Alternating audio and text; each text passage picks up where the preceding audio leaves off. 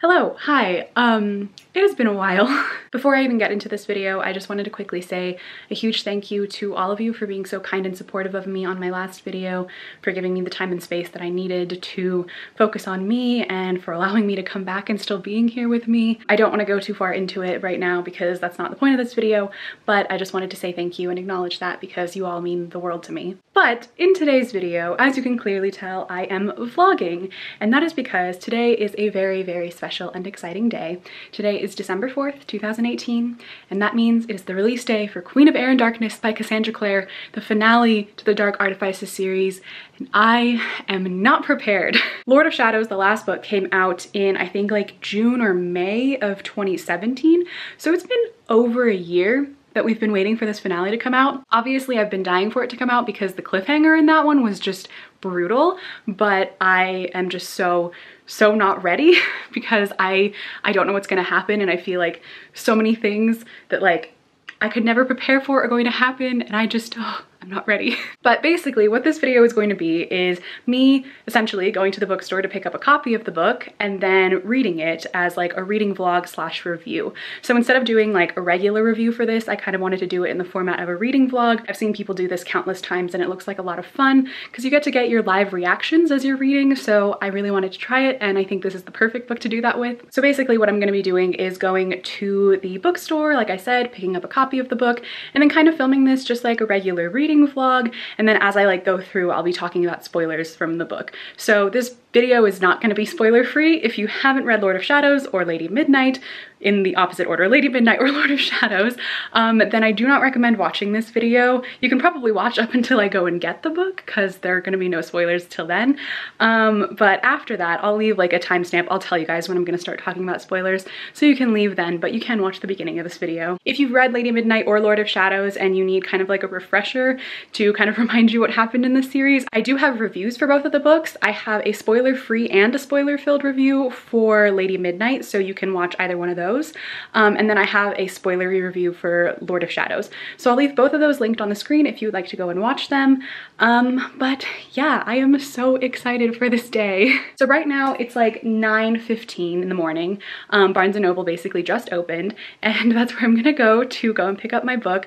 Probably gonna stay there for a little while, just read there because it's nice to get out of the house.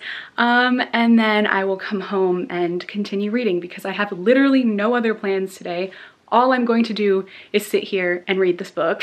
Anyway, so I am dressed and ready to go. And yeah, so I will check in with you guys once we head to the bookstore and once I get my copy, and I can't wait.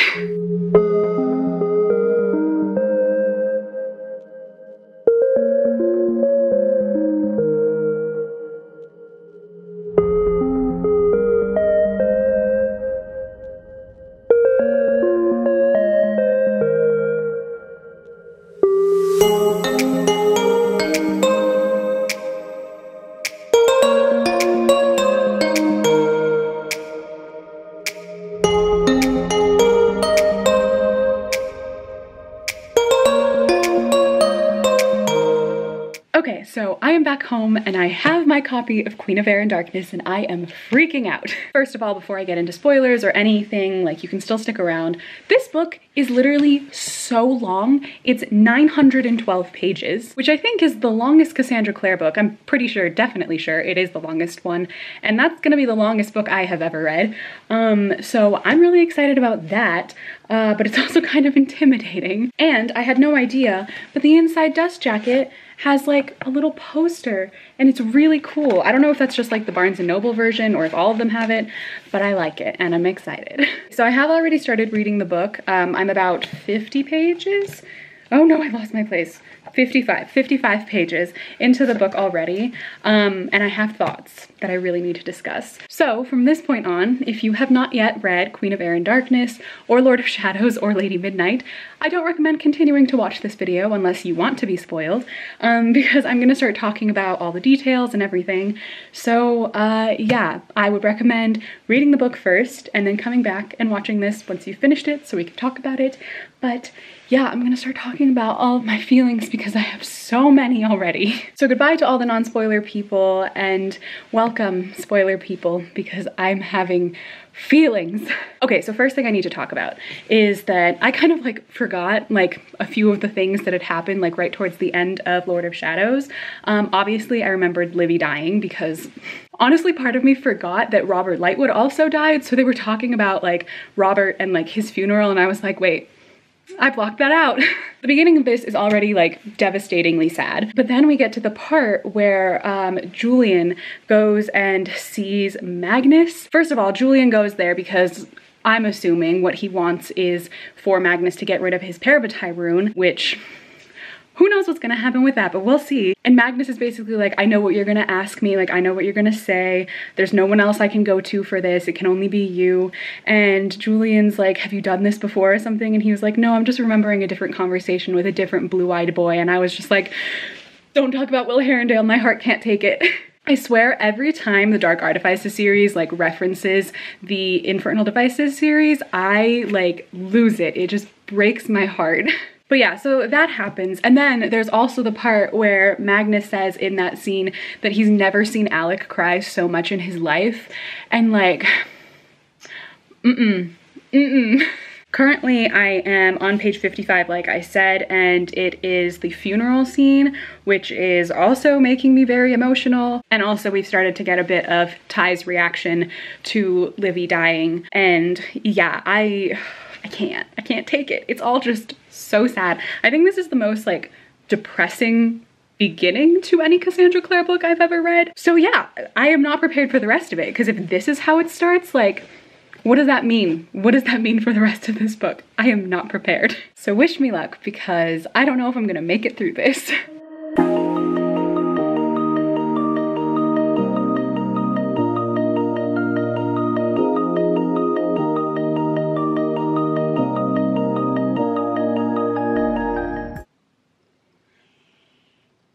Oh my God.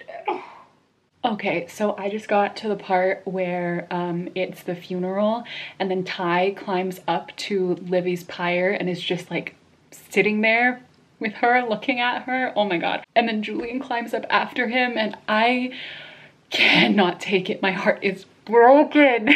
I am not going to survive this book. I can tell you that right now. Okay, so I have read a few more pages. I am now on chapter 4, but it's basically like 12 something. Yeah, almost 12:30 right now.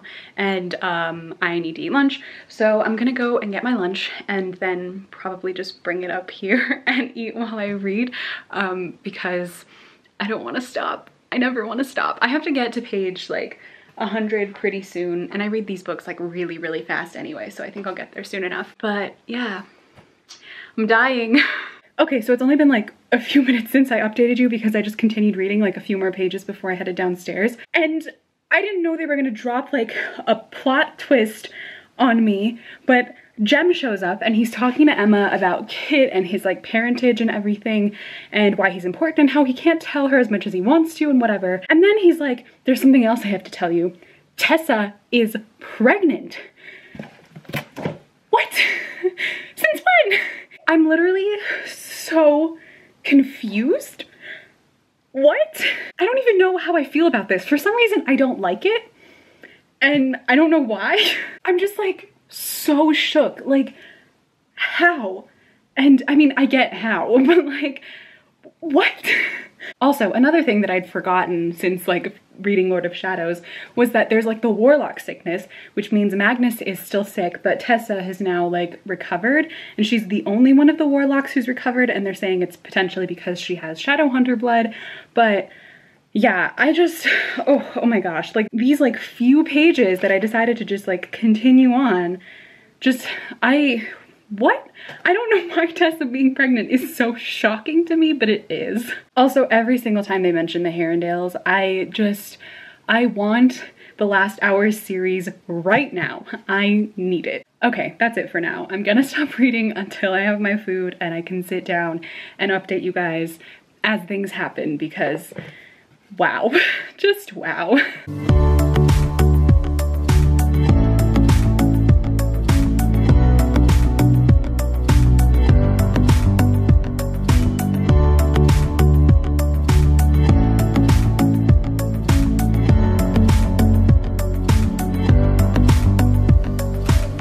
was wrong. I was wrong. I was stupidly wrong. I thought that when he went to Magnus, when Julian went to Magnus, for some reason I was thinking he was gonna try and get rid of his parabatai rune, but I know that that's not possible. So of course I was stupidly wrong. He got rid of his emotions for Emma. The thing is, if you've watched my other reviews for the Dark Artifices series, you know that I like don't care about Julian and Emma as like a couple at all. I like Emma as a character, and I have some problems with Julian as a character. Like, I just don't really like him that much. I don't hate him, I just don't love him like so many people do. But their relationship, I just could not care less. But this is pretty interesting. Like, I'm kind of invested to see what happens now, because like, I didn't think he would do that. Also, we now know that Ty is trying to bring Livy back from the dead. Excuse me? And Kit is going to help him, and I just cannot handle these emotions. Gwen and Diana are together again, and my heart is just so happy. This is the first true like moment of happiness in the book, and I'm on page 100. Kill me now. Okay. Zara needs to die. I know I've been saying this since the last book. I know like literally everyone wants her to die because she's the worst, but like, you stand there and you insult Drew and I am done with you. Like, I've been done with her for so long, but like, please, someone just like cut her down because I am so sick of her. Okay, so Emma and Julian are being basically questioned by the new Inquisitor, Horace Dearborn, whom I always just want to call Horace Slughorn. But basically, he looks at the two of them and he straight up says, "You two have really fucked up more than you know." And I'm dying, that's so funny. Look who came to join me while I'm reading. Rufus, would you like to say hello? Say hello.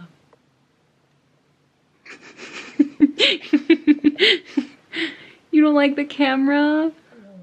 Oh, he flopped.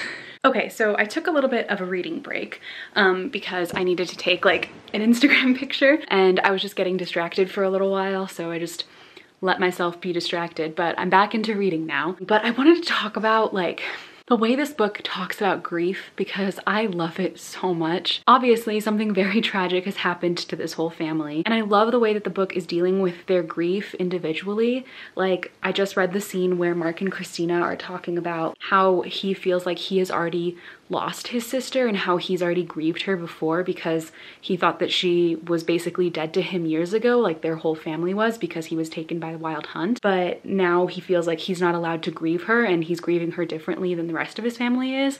And I just loved the way they were talking about that, and the way that Julian is obviously grieving with this by kind of not dealing with it by getting rid of his emotions. I know that was mostly for Emma's sake and like their whole relationship, but still it's allowing him to kind of not feel those feelings exactly. And Ty is dealing with it differently because he's trying to bring her back, so he's not really dealing with it at all. But yeah, I just really, really love the way the book is like discussing the topic of grief. I think it's done beautifully and it's making me so emotional.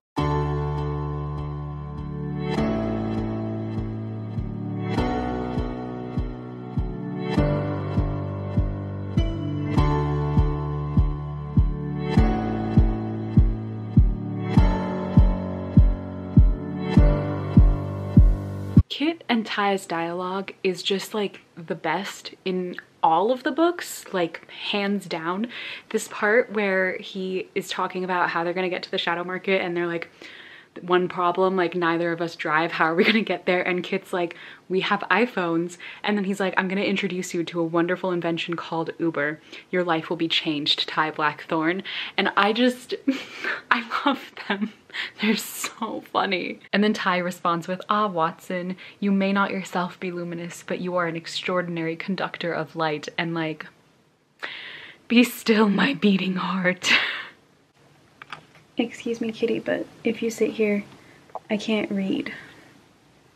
Ow. Had a brief reading interlude because I was talking to Zoe from Read by Zoe, and we just ordered parabatai rings for each other for like Christmas / our birthdays, and I'm so excited. So we're gonna have matching parabatai rings, and I'm just like, I'm so excited for them to get here. Anyway, I thought I would just share that because it's relevant to the book. But yeah, so I'm gonna go back to reading now. I decided to come downstairs so I can read By the Christmas Tree.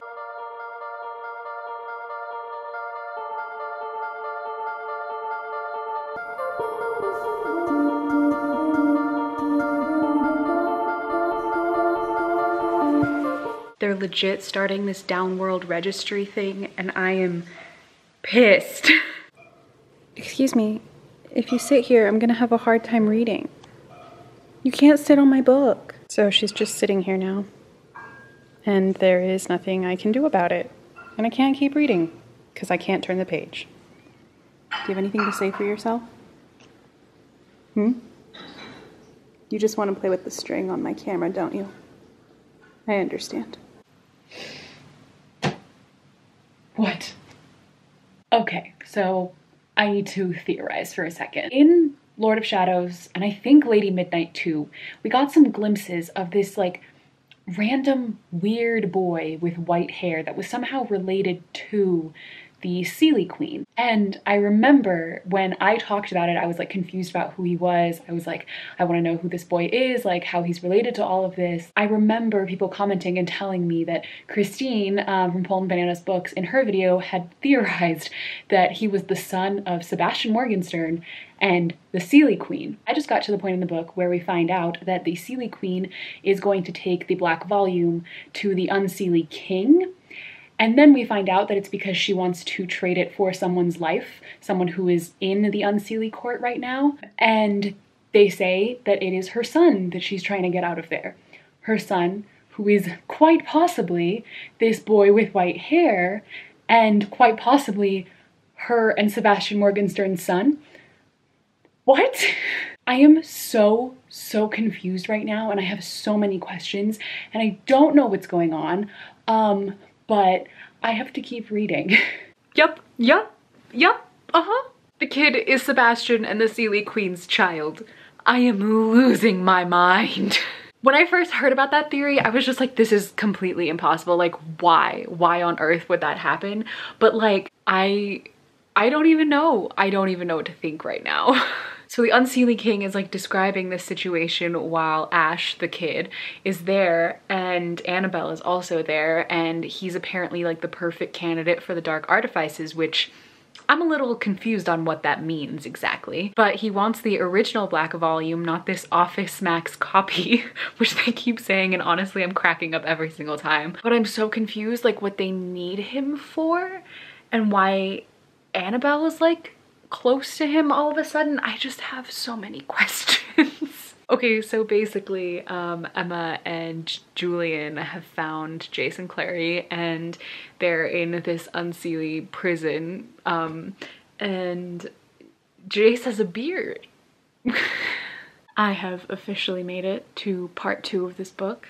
I'm on about page 400 now. So many things happened. Kieran killed his father, so the Unseelie King is dead. The Seelie Queen came to the Unseelie court to take her son back, Ash, but then Annabelle and Ash kind of like escaped together. Clary and Jace have been found, but then they went through a portal, and then they found Clary's ring, and who knows what's happened to her, because she also like, they all actually all saw like another vision-ish thing of Clary being dead, which was the dream that she had in Lady Midnight, I think. I don't remember if it was Lady Midnight or Lord of Shadows, that she had a dream where she died. They all kind of just saw that, and apparently it was in some other world, which her and Jace may have just entered, question mark.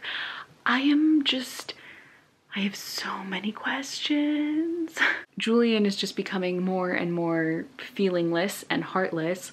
Emma's concerned about that. I'm literally only halfway, not even halfway through this book, and so much has happened already. And like, I can't even begin to guess at what's gonna happen in the second half of this. Obviously there's gonna be some stuff with the Parabatai rune. There has to be something to sort out what's going on with Julian, and Ty and Kit are still working on bringing Livy back from the dead. Yeah, from here it's just gonna get more and more intense, and I can't wait. Okay, so this portal that they've entered to this other world, Thule or whatever it's called, that is like supposedly poisonous to Nephilim is actually a different version of the world that they know, but something else has happened that has changed like the course of events. And Julian and Emma come in here and Sebastian is walking around with like City of Lost Souls version Jace following him around, and literally the Undarkened are still there. Like, this is trippy. I am so confused. I feel like I'm just thinking about where this series started, like not the whole Mortal Instruments series, but like the Dark Artifices series. Like Lady Midnight started with Emma trying to get revenge for her parents' murder. Like it was kind of like a generic like plot, even though I think that one was still a really complex story. But like when I think about where this story started and what it's come to now, like it's grown so much and I'm so impressed. Yeah, I know I keep saying that I'm so confused and I have like a lot of questions, but that's not to say that like I'm actually like confused about what's happening in this story. Like it doesn't make any sense. I'm confused because it's keeping me on my toes and I constantly have to be guessing like what's gonna happen next, because like apparently I can't guess what's coming because it's just too well written.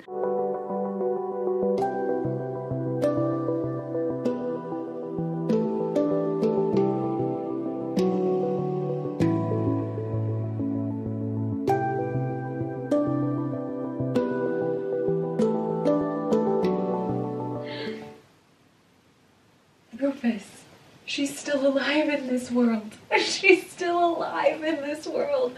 Livy's still alive in this world. Oh my god, Rufus. Oh, what do I do? I'm feeling everything. In this alternate world, Magnus is dead.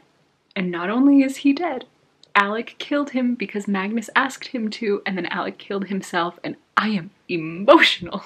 I know this is all just like an AU, and I'm 99% certain that it's all just gonna like sort itself out. Like, I don't think everyone's gonna stay dead, but right now I don't like this. Oh my god. We're shadow hunters, we're not high tech, is such intense shade. I am dead. So I made it to page 538 or something like that. I'm on chapter 22, I think, but I'm very tired and I am just gonna go to sleep now and then update you guys on my thoughts on everything that's happened so far tomorrow morning. So I'll see you then. Hello everybody, good morning. I literally just woke up and the first thing I wanted to do was keep reading, but I was like, you have to wait, you have to update the vlog because it's been a while. I am on page 613 of this book, I think. I'm on chapter 26. I made, yeah, chapter 26, page 613. I made a lot of progress, and I didn't update much, mostly just because I was like powering through it and like I didn't want to like interrupt my momentum, so I just kept going, and then I just took some notes to update you guys on like what's happened so far, like what I've gotten through, and then let you know like my thoughts on everything too. So I'll share those in a minute, but like, oh my god. Okay, so general rundown.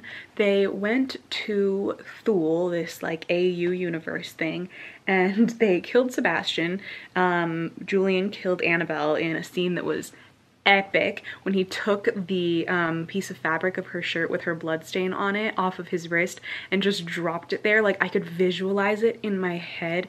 It was epic. That's my favorite thing Julian has ever done. And then Ash and like Thule Jace just escaped. They like flew away. Ash just like left. So I know he's definitely gonna have to come back into play at some point, but who knows how that's gonna happen yet. We also found out that Kit's mom, not his dad, is the Herondale, so that's how he's a Herondale, but there's something special about this Herondale, but I feel like there's something special about every Herondale, let's be real. But anyway, he finds this out because Shade, the warlock that he and Ty have been working with, is the one who tells him that and tells him that he's watching over him, but then he finds out that Shade's first name is Ragnar, so I'm thinking Ragnar fell? Then Christina, Mark, and Kieran all confess their love for each other. They had their cute moment. I'm really, really loving what's happening with that relationship. I love the way that it's being handled. I love how much they all love each other. Yeah, it's truly, truly beautiful. The Clave now also thinks that Jace and Clary are dead, since after they all went through that portal, they assumed that they would have died in that world. But that didn't happen for Jace and Clary, so they're still alive, but everyone besides like the Blackthorns and everyone who's at the Institute right now thinks they're dead, and now there are like riots starting and everything is not good with that. On a very positive note, Magnus was healed. They found out that water from Lake Lynn can actually cure the Warlocks from this sickness that is being brought on by the Blight, which I'm still a little like confused about exactly what the Blight is, but I think it has something to do with like allowing demons to enter this world. Horus and Zara are doing something with that, and like I don't trust them at all, but it's definitely what killed the Warlocks in the Thule world. So yeah, the Blight is not good, but thankfully Magnus, my love, is healed, and because of that he also got to take the curse off of Julian, which came back once they left Thule, because in Thule their parabatai bond wasn't working since there was no magic there anyway, and the curse that was on him, the spell that was on him, wasn't working, so he was feeling everything again. But then they got back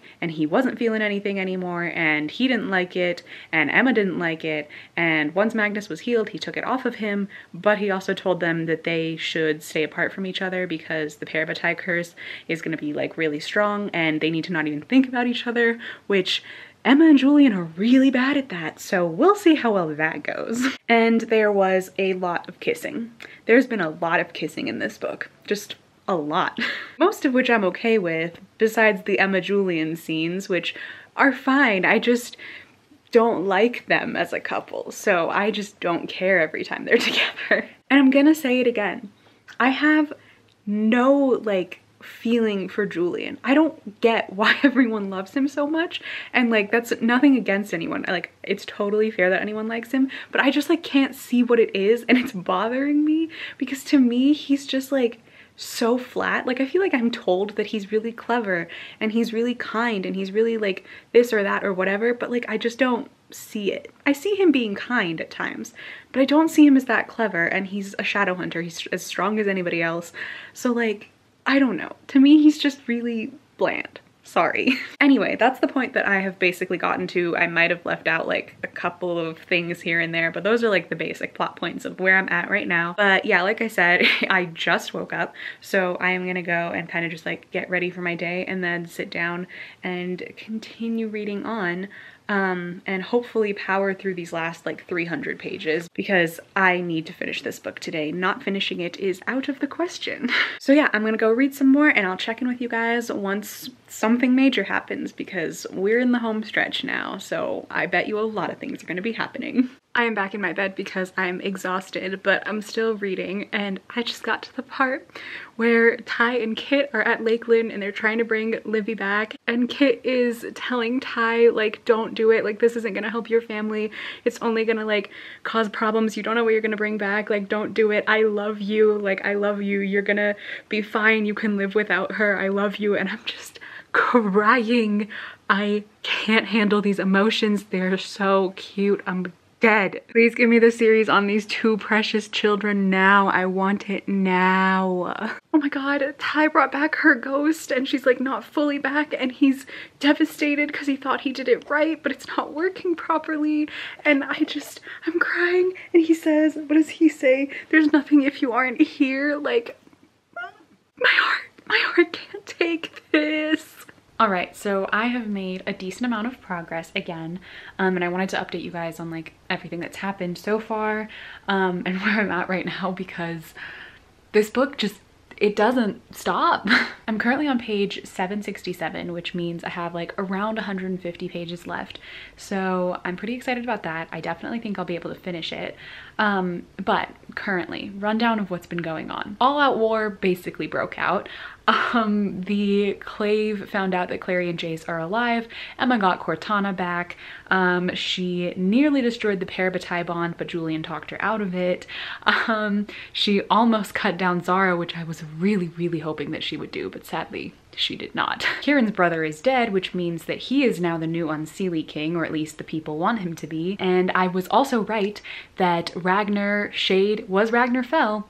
I knew it. And then during this whole like battle that's going on, Kit and Ty end up joining in as well because they don't want to be left out. But Kit also finds out from the writers that the writers are the ones who killed his mother, and they won't tell him why or how, like what happened. And then like he basically became like this giant light thing. Like there was just like light coming out of his body. I don't know what was going on, but I have no idea what happened. He basically saved Emma's life and got the writers away. And yeah, now Emma is kind of also lighting up, and there's some angelic stuff going on, and I'm confused. I don't even know what I'm thinking right now. I feel like I don't know how this is gonna resolve itself. Like there's still too much stuff that needs to like settle itself out, but there aren't enough pages left, which makes no sense because this book is so goddamn long. I will say though, the thing that is still the most shocking to me, like the biggest plot twist out of this entire book so far, out of the 760 pages I have read so far, the most shocking thing to me is that Tessa is pregnant. I don't know why that is so shocking to me, but it is. Like I'm still not over that, and everything else just seems like, wow, that was kind of shocking in the moment, but it makes sense now. But Tessa being pregnant, for some reason, that's just sticking with me, and I feel like it's obviously gonna be important, but I feel like it's gonna be so incredibly important, and I don't know why. Like I feel like it's just gonna be this thing that none of us are gonna be able to guess, and I don't know. I have a feeling about it. Anyway, so like I said, I do have about like 150 pages left, but I have an appointment later today and I really need to take a shower and like get ready and stuff. And I don't want to put that off anymore. Otherwise my hair will be super wet. And hopefully before my appointment, I still have time to finish the book. Even if I don't, I have like an appointment and then like an hour in between that appointment and a different one. So I may have more time to read in between then. I don't know how much vlogging time I'll have, and I don't know if I want to read the end of this book while I'm in public. So I may just do that when I come back home later tonight. So we'll see. I may finish before I leave, I may finish afterwards. Depends on how fast I get through the rest of this, but I'll check in with you guys once I'm reading again. All right, hello, update. So I took a shower and I got dressed and I have been reading a bit more. Currently, Emma and Julian are giants and there is a heavenly fire burning through them. And they killed the Riders of Manon and they're basically just running around wreaking havoc. Yeah. This is wild. They were like dying and their parabatai runes like went off or whatever, and now it's kind of killing them. And Drew and Tavi and like all the Blackthorn kids and Christina and Helen and everyone are like trying to save them and make them stop. But yeah, I just can't like fathom them turning into giants. But it is like 1:30 right now, and I have to leave at like 2:30-ish. So I have about an hour, a little less than an hour to continue reading. I don't think I'm gonna finish this because I'm on page 784. So yeah, I don't think I'm gonna get to the very end, but I am gonna bring this giant brick of a book with me to my appointment and read it in between because I need to keep going. Anyway, I'm gonna get some more reading done and then I'll check in soon.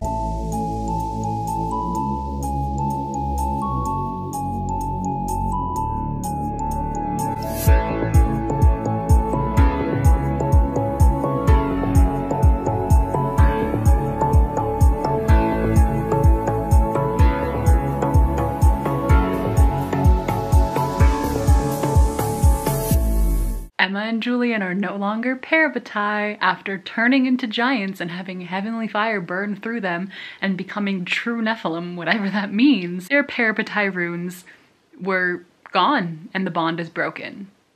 So that means they can make out in peace. Not gonna lie, I genuinely like don't care about this at all. I like the historical stuff, like the info about the parabatai bond and the curse and all that stuff. Like I like learning about that, but I don't care about whether or not Emma and Julian can end up together. But I know a lot of people are gonna be really happy that they can now end up together, so that's good. But we still have like 100 pages left, so who knows what's gonna happen in that time. Kieran just left and I'm so sad. And he said that he can't be with Christina and Mark because he can't have mortal consorts and he can't bring them to Fairy and he's not planning on coming back from Fairy and he can't even change the rules as king. And I'm so sad. I don't want him to go. This better get resolved by the end of the book. Otherwise, I'm gonna be so upset. Oh my goodness. Okay, so Kit is the first heir, basically the heir to the Seelie and Unseelie courts, because his mother was the descendant of the Unseelie king and the Seelie queen's child, their daughter, who escaped to the mortal world and then married into the Lost Herondale family, and Kit's mother was a part of that line, and so now he is like the heir to those thrones, and so now he's gonna go live with Jem and Tessa to keep him safe. And he didn't say bye to Ty, and Ty is devastated, and Magnus knows what Ty did to try and bring back Livy, and now he has to live with the ghost of his sister for the rest of his life. My heart can't take all of this. But yeah, I still have a decent amount left. I'm on page 815, I think. Yeah, 815, and I have to leave now for my appointment. I'm gonna go to my appointment, come back, and then finish it up and check in with you guys and give you my final thoughts. So I'll see you soon. Hello everyone. So I am back from my appointments. It's currently like 8:30 at night.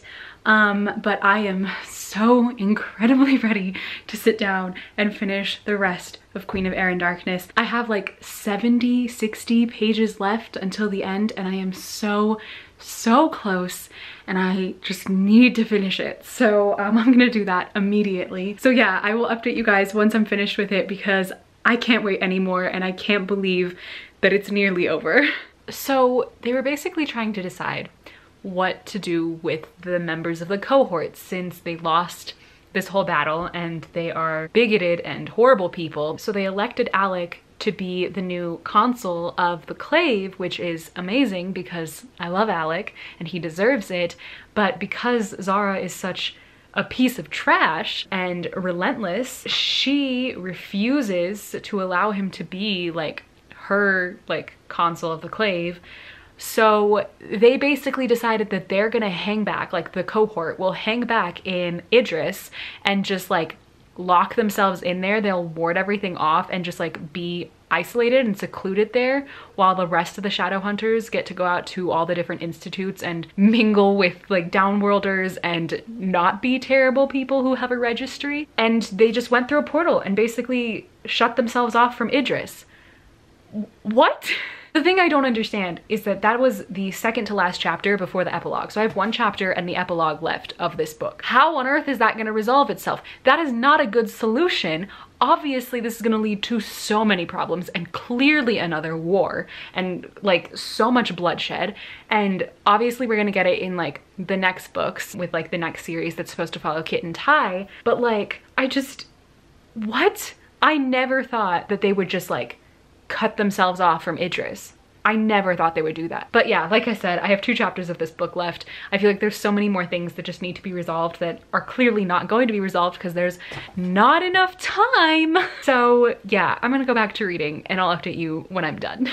Okay, we have my first like real tears because Alec just proposed to Magnus in the most beautiful way ever and I am dead. Oh my god, that was so cute. I'm so emotional. I have been reading about them since I was literally like 12 years old, and to like be 21, almost 22 now, 10 years later, and have them finally be like engaged and potentially married because they're saying they're getting married tonight.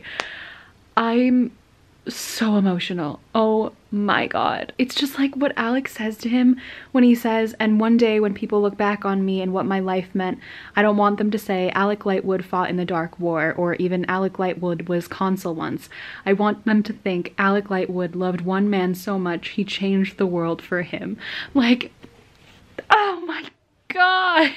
That's truly one of the best, if not the best one that comes to mind at least, proposal I have ever read about in any book. I am dead. They destroy me. Planned a whole wedding for him and didn't even tell him and just surprised him with the decorations and everything. I'm emotional. Also, can I just say that I love how every single Cassie Clare series, like the completion of the trilogy, the final book in the trilogy, always just ends with a wedding now. Like, that's amazing. I love it. Okay, I finished it. And what? So everything is all good and happy until we get to that epilogue, which, excuse me? What? So basically, Jace and Ash from the Fool world, like alternate universe thing, have somehow made it to this world and taken up an audience with the Seelie Queen, and they want to have like a safe place for Ash to grow up and Jace to like grow up alongside him, but like this Sebastian possessed Jace, but I don't know how possessed he is anymore because Sebastian is dead now and they're also not in that world anymore. And his only request for like giving the Seelie Queen her son back is that he wants to see Clary. Why does he want to see Clary? I'm so confused. Okay, wow, I have thoughts. As you all know, as you can tell through this video, I don't really care too much about the Julie and Emma stuff that's going on, which is unfortunately like a big part of this book. So like, I'm glad they're together, I guess. I just literally couldn't care less if either of them died too, other than the fact that it would have made the other Blackthorn children sad and I don't want them to be sad. But whatever, they're not parabatai anymore, they're together, they're happy, that's fine. But what I care about is that Kit and Ty are separated and not talking to each other and both like heartbroken. And also, what does this mean for like the coming books? Because clearly this other world exists and those people from that world have a way of getting out of there through portals. So does this mean that in future books we're gonna get like a lot more like alternate universe things going on? I'm just getting like a lot of Doctor Who vibes from this with like different timelines and how worlds split off based on different events and stuff like that. So that's really interesting. And then I'm also really fascinated to find out what happens with Ty and Libby's ghost, because the fact that he like is gonna have to live with her ghost and the repercussions of that. And when Magnus was talking to Ty and telling him like, I hope you never have to pay the price of what you've done of like bringing your sister back, even if she is just a ghost. What is that price? What does that mean? I hope Ty doesn't have to pay any prices because he's precious and he deserves all the good things. And also like what's gonna happen with Kit when he goes to live with Tessa and Jem and the baby that they're gonna have, which I am still very suspicious about. I don't know why, but I am. I feel like the Ty Kit series is probably gonna pick up like a few years after this when they're both like, I don't know, 17, 18-ish. And Kit's been living with Jem and Tessa for a while and Ty has been studying at the Scholomance, whatever the place is called, I don't remember. And yeah, then they're probably gonna like reunite after that.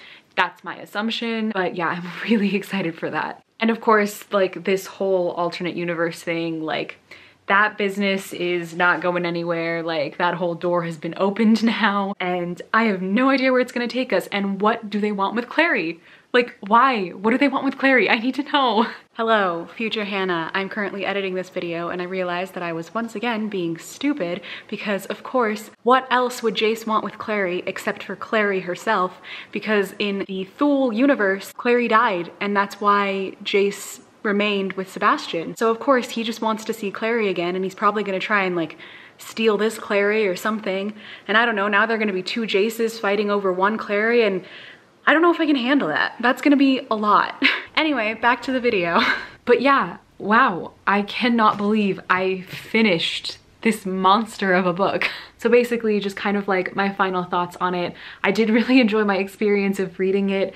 I will say I feel like some parts of it kind of dragged a little bit. Not that it was like ever boring because there was just constant action in this, constant action for like 900 pages. But I feel like there were just parts of it that were not necessary sometimes, mostly the Julian and Emma makeout scenes, but that's maybe personal opinion. But yeah, just in general, I do think it was maybe a bit longer than it needed to be in my opinion, but I did really, really enjoy my experience of reading it. It kept me on my toes, it kept me guessing.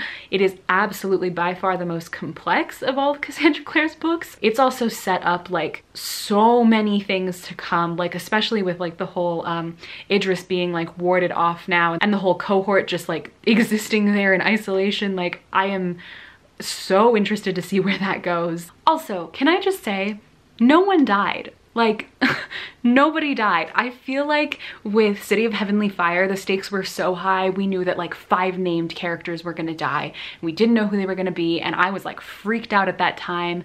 And yeah, we had like some major character deaths in that book, and I was obviously sad, but like nobody died in this. Like Lord of Shadows had the most depressing of all of the deaths, and no one died in this one, which I think is an interesting choice. Not that I necessarily think anyone should have, but yeah, in that sense, it was a little bit underwhelming because there was 0 death, and I was really hoping that Zara would die. Like, of course, there were like some characters who died, like Horace and stuff, and like I'm happy about that, but like, I don't know, I just expected more people to die, I guess, and it just didn't happen. So yeah, I had a good time reading this. I think it was a good conclusion to the Dark Artifices series. The thing is with me for like the Dark Artifices series, I was never that excited about this series to begin with because I didn't really care too much about the Blackthorn like family and their story. Now I am far more invested in them, obviously having read 3 books about them. For me, I've always been super excited about like the Last Hours series, which is the series that she is writing next, that takes place directly after the Infernal Devices and follows Will and Tessa's kids. So that's what I've always been looking forward to, and I'm still really looking forward to that because, as you can tell, like the parts of this story that I'm most interested in are the ones that like connect back to that for the most part. So yeah, this was actually a series that I hadn't initially intended on even reading, but then when I found out it was coming out before the other ones, I decided that I have to. So I am glad that I've read it. I do really enjoy it, and I really do like what it set up for the coming books in the series, because I feel like it's a lot more high stakes now. Like sometimes I think back and I remember to when Valentine was like our main villain and how simple things were back then, and now like I don't think there is like a big bad in this series. Like there are so many different components to it that yeah, it's not just one thing. And I really like that. In terms of like a star rating that I would give the book, I would say I'd probably give it around 4.5 stars, probably closer to 4. It's not my favorite of all the Cassandra Clare books, obviously, but it's not my least favorite either. I thought it was a perfectly good conclusion, and it was satisfying, and it was entertaining and enjoyable to read, and it felt to me like a Shadowhunter novel. So that's like my criteria for this. So yeah, there you have it. Those are basically all of my thoughts on Queen of Air and Darkness by Cassandra Clare. I hope you all enjoyed watching this video. I had such a fun time making it. It was really fun to just film my live reactions. I've never done that before with a reading vlog. So yeah, this was really cool. And let me know if you like these types of reviews. I know they're like not really structured. I know that like I'm not giving you like any sort of analytical like discussion on the book or anything. It's mostly just fun, and I enjoy making them. So if you guys enjoy them too, let me know. I may do some more for some other books. But yeah, that's basically it for this video. Thank you all so much for watching. If you would like to follow me on any of my social media, all of my links are in the description box. As always, I am gonna go and get a good night's rest because I didn't sleep last night because I was finishing this up. But tonight I feel like I'm gonna sleep pretty well, and also text people about Queen of Air and Darkness, and also probably look up some theories because I can look at spoilers now, so that's great. But thank you all so much for watching this video. I hope you enjoyed, and I will see you in my next video. Bye!